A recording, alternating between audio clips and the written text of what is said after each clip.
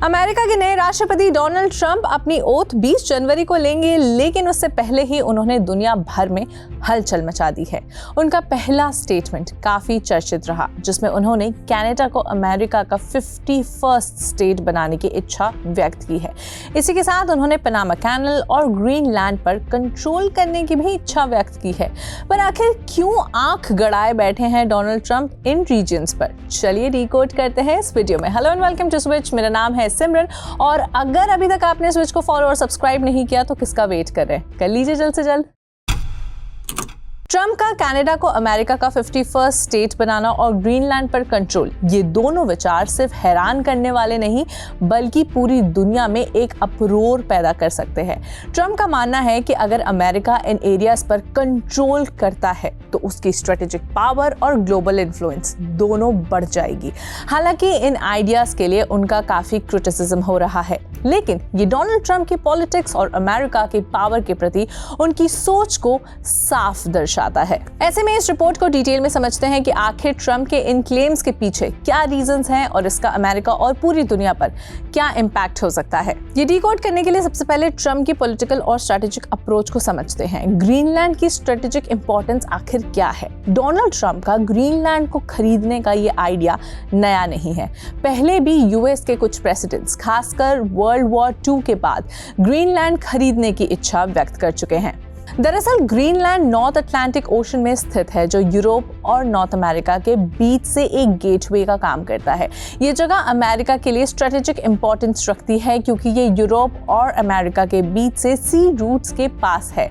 अगर कोई दूसरी बड़ी ग्लोबल पावर जैसे कि रशिया या चाइना इस एरिया को कब्जा कर लेती है तो ये अमेरिका के सिक्योरिटी और ट्रेड रूट्स के लिए खतरा बन सकता है। दूसरा बड़ा रीजन है ट्यूले एयरबेस, जिसे पैसिफिक स्पेस बेस भी कहा जाता है। यूएस का एक बहुत इंपॉर्टेंट मिलिट्री बेस ग्रीनलैंड में है, जो पहले ट्यूले एयरबेस के नाम से जाना जाता था, लेकिन अब इसे पैसिफिक स्पेस बेस के नाम से जाना जाता है। ये बेस अमेरिका के डिफेंस के लिए सबसे ज्यादा जरूरी है। यहाँ से यूएस मिलिट्री रशिया, चाइना और दूसरी ग्लोबल पावर्स की एक्टिविटीज पर नजर रखती है। आर्कटिक और यूरोपियन रीजन्स में अपनी मिलिट्री सर्विलेंस को मजबूत करने का भी मौका मिलता है। अगर ग्रीनलैंड किसी और के कंट्रोल में चला जाता है तो ये अमेरिका के स्ट्रेटेजिक पोजीशन को कमजोर कर सकता है। इसी वजह से ट्रंप ने ग्रीनलैंड को खरीदने का आइडिया प्रपोज किया था। तीसरा रीजन है आर्कटिक रीजन्स और नए वाटरवेज। ग्लोबल वार्मिंग के कारण आर्कटिक रीजन में बर्फ जल्दी पिघल रही है और नए सी रूट्स खुल रहे हैं। ये नए ट्रेड रूट्स ग्लोबल ट्रेड और स्ट्रेटेजिक मोबिलिटी को बढ़ा सकती है। अगर ये रूट किसी और कंट्री के कंट्रोल में चला जाता है तो ये अमेरिका के लिए एक चैलेंज बन सकता है। सिर्फ ग्रीनलैंड को खरीदने की बात नहीं की थी ट्रंप ने, बल्कि कनाडा को अमेरिका का 51st स्टेट बनाने का आइडिया भी पिच किया था। तो इसके पीछे क्या रीजन हो सकता है, चलिए वो समझते हैं।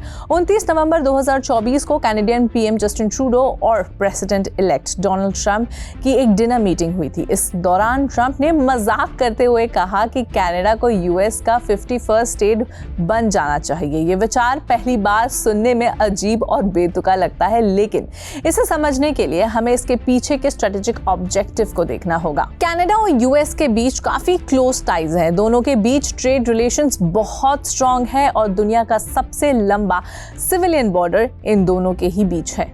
अब कनाडा के इंक्लूजन से यूएस को कनाडा की वास्ट नेचुरल रिसोर्सेज का पूरा कंट्रोल मिल जाएगा। कनाडा के अल्बर्टा प्रोविंस में एथाबास्का ऑयल सैंड्स हैं, जो दुनिया का सबसे बड़ा ऑयल रिसोर्स में से एक माना जाता है।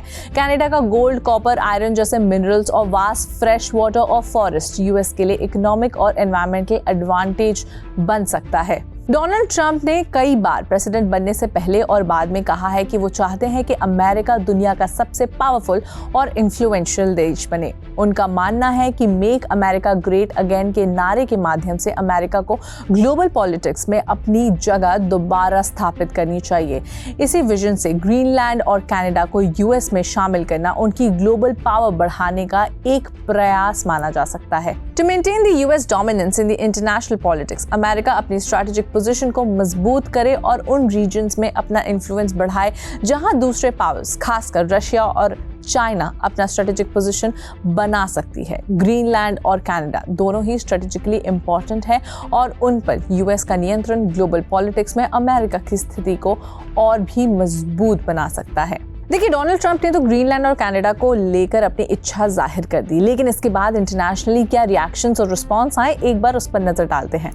डेनमार्क और ग्रीनलैंड ने ट्रंप के इस आइडिया का विरोध किया। डैनिश पीएम ने इसे रिडिकुलस कहा और ग्रीनलैंड के लीडर्स ने इसे रिजेक्ट कर दिया। ग्रीनलैंड, जो डेनमार्क का एक ऑटोनमस प्रोविंस है, अपनी इंडिपेंडेंस और सॉवरेनिटी को बनाए रखना पसंद करता है। ग्रीनलैंड पर यूएस के क्लेम की वजह से दोनों देशों के बीच तनाव देखने को मिला और ट्रंप को अपना डेनमार्क का दौरा रद्द करना पड़ा। ट्रंप के कनाडा को 91वें स्टेट बनाने के आइडिया ने इंटरनेशनल लेवल पर काफी चर्चा छेड़ दी है। कैनेडियन नेताओं ने इसे एक सीरियस जोक और कंप्लीटली अनकॉन्स्टिट्यूशनल आइडिया कहा है।